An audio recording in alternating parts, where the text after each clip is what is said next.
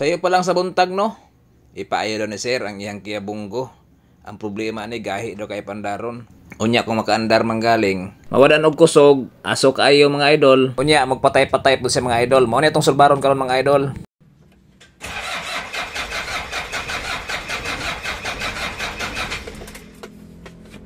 Kita na to diha na gahi gid sa pandaron. Unya i-try po na to pump ang iyang fuel pump mga idol. Gidaw.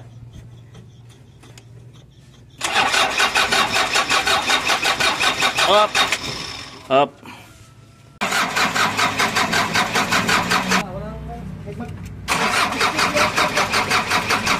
Up, up, up, up. Up, up, up.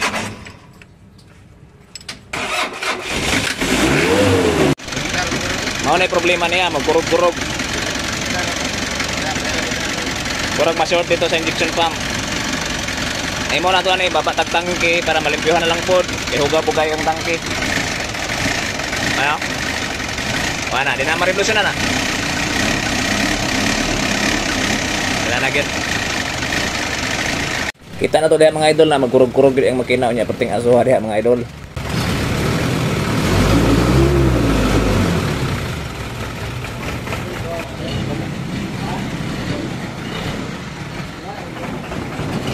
Unya magpatay-patay po sa mga idol.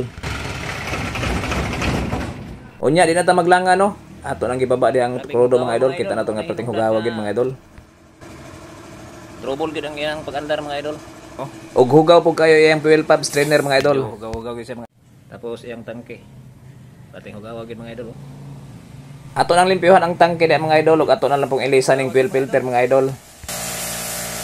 Oh. Esos. Grabe. Mura magtungog.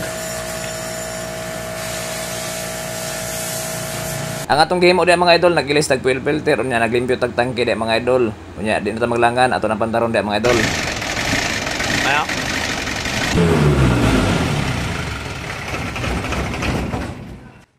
Bisa nagilis na tag fuel filter ug naglimpyo na tag tangke mga idol, mao ra gyud ang sistema mga idol. Ang atong gihimo diha nagbutang ta diha og electric na fuel pump sa multi-cap atong gigamit mga idol. Unya din maglangan pandaron na to diha mga idol. Start.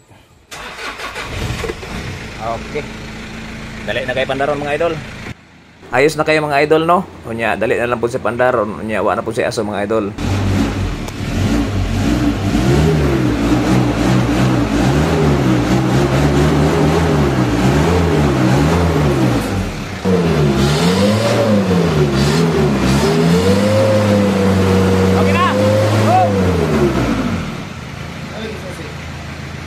Start balik mga idol. Sus, ginapulit tayo. Isa pa. Para may balang yun na to. O, ni-under na yung pump mga idol. Asus! Ayos na kayo mga idol no. Sundi ko nyo mga idol. Daghan pa ni.